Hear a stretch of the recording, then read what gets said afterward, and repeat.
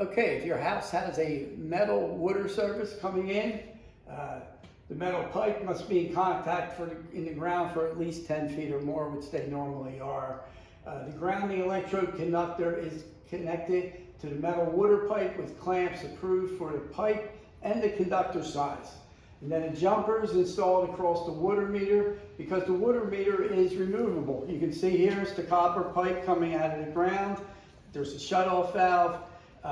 There's an approved clamp here, an approved clamp there, and these here are unions so that the water company, if they wanted to, they could turn the water off, take the meter out, replace it, calibrate it, do whatever it is they do. You can see here, this water system here comes in and it's located basically right underneath the panel. That might not be the case in your house. A lot of times the water service sometimes is on the opposite end of the house. This was very simple. I did this service for a relative back in 1994. I was surprised. I forgot how old that was. If your house has copper water pipes, the copper needs to be bonded to the electrical neutral bar. When the water meter is bonded, a jumper needs to be connected across the water meter and the water heater, because now this here is the cold water.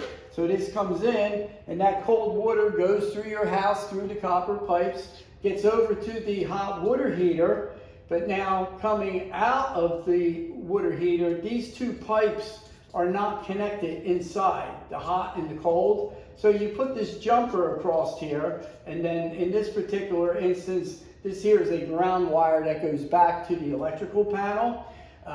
If your house has a plastic water service, okay, their water service coming in from the street, there is no metal grounding electrode available. Therefore, there's no need to, if this was plastic coming in, you wouldn't run a grounding electrode conductor over to that. There's no sense in it. Okay, and if your house has plastic PEX piping, it'll be the blue and the red. The red is the hot water, the blue is the cold water. You would not even be jumping this out. Now this here is a photo of my house. You can see I have well water. This is my expansion tank. This here is the switch that goes down. The pump's located about 140 feet down in the ground. And as you can see here, it's not a very good picture, but it's plastic coming in.